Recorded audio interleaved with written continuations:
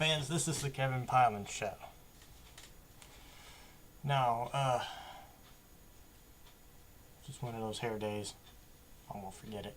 Anyway, today's episode is about things you don't normally hear about taking place in the dog parks, but they happen anyway.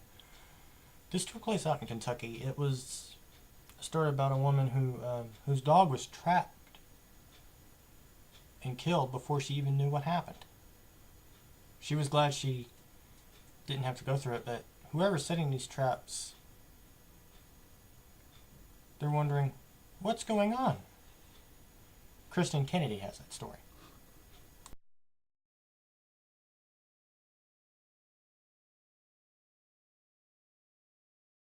Gregory Tyra is here at the detention center for carrying a concealed deadly weapon. Police found it on him when they found him at the park this morning with his traps. The owner of the dog that died in one of those traps is outraged that Tyra isn't charged with anything more. Robin Redmond doesn't want anyone with a pet or a child to go through what she did Thursday afternoon. She and her two dogs were walking in Garrett Park and stopped near the creek bank.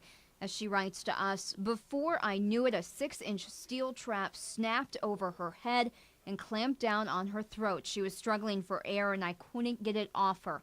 She died while I screamed for help. It took 4 men to get that trap off her. Fish and wildlife officers found 7 other traps in the park. So police started watching the area to figure out who set them. And Friday morning, they found him. Male subject came by in a pickup truck who had traps in the back of his truck.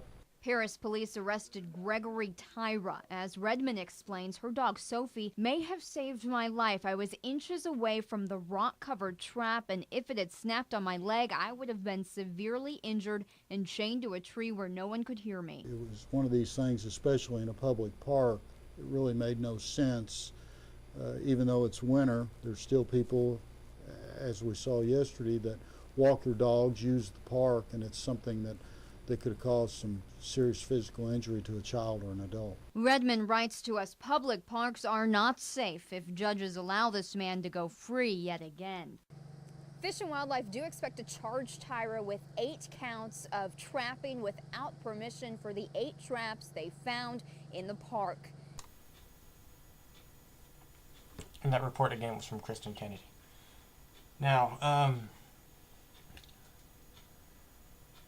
haven't really had much to share today, but you know, it's one of those episodes where you don't really have a whole lot to say, but yet people want to know about it. It's like, where do you get that information from? Well, I don't know what to tell you. Well, my ear's starting to get it. My ear's been itching all day. Please forgive me if I have to scratch my ears off. Now, a lot of the news clips that I share on my page are usually stuff that I have in mind, but a lot of times I don't usually mention them because, you know, if I can't show the video, why would I want to talk about it? You're listening to The Kevin Piland Show.